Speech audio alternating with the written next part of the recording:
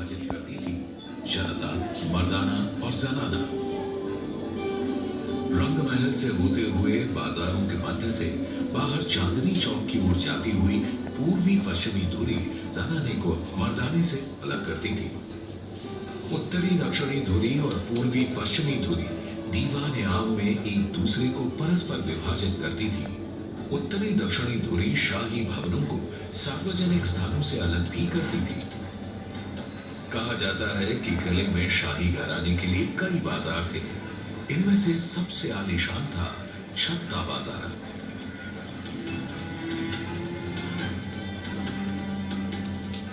छत्ता बाजार से बाहर निकलते ही आंगन के परे किले का शासकीय प्रवेश द्वार यानी कि नौबत खाना था। नौबत खाना से होते हुए दीवान आम के दरबार में प्रवेश किया जाता था।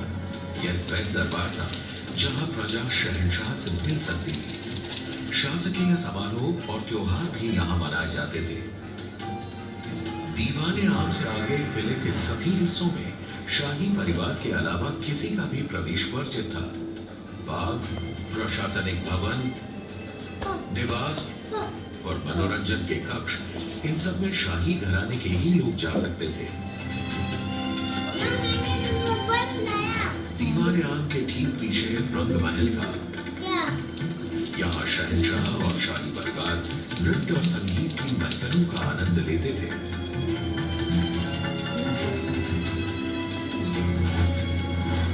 रंग महल के बाईं ओर खास महल था जो बादशाह के निजी आराम और मुलाकात का महल था। इसके आगे दीवान खास था। यहाँ शहंशाह अपने मंत्रियों से दरबार के मामलों पर परामर्श किया करते थे। और यही था हिंदुस्तान का प्रसिद्ध सिंहासन तख्ते ताऊस। सिंहासन के छत पर दो मोर पक्षियों के बीच चढ़ा था दुनिया का सबसे नायाब हीरा और तख्ते ताऊस की शान कोहिनूर।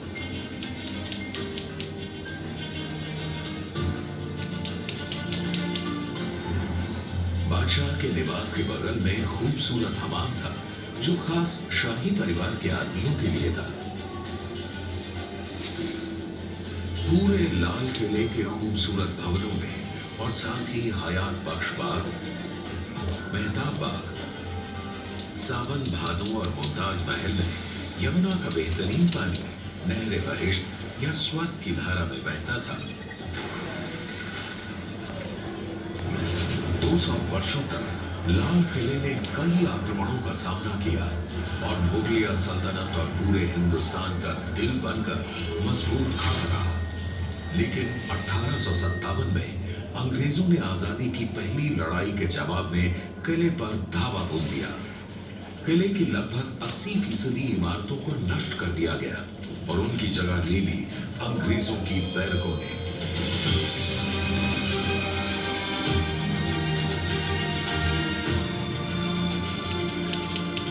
आखिरकार 15 अगस्त 1947 को आजादी की पहली लड़ाई के लगभग 100 साल बाद भारत स्वतंत्र हुआ।